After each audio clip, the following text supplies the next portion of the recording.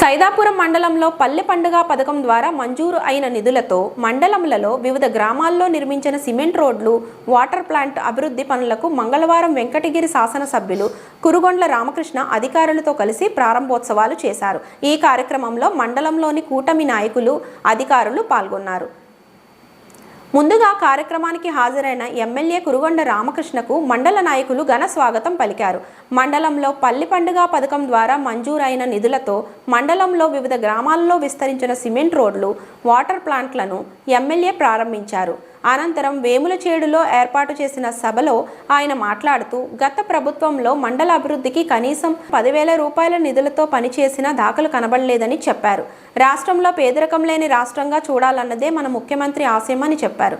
అందులో భాగంగా వేములచేడు పంచాయతీ నందు 5 లక్షలతో ఎన్టీఆర్ సురక్ష త్రాగునీరు ప్లాంట్ను, అలాగే సలబోట్లపల్లి గ్రామంలో 5 లక్షల సిమెంట్ రోడ్ను అధికారులు, కూటమి నాయకులు భాగస్వామ్యంతో ఎమ్మెల్యే కురుగొండ్ల రామకృష్ణ ప్రారంభించారు.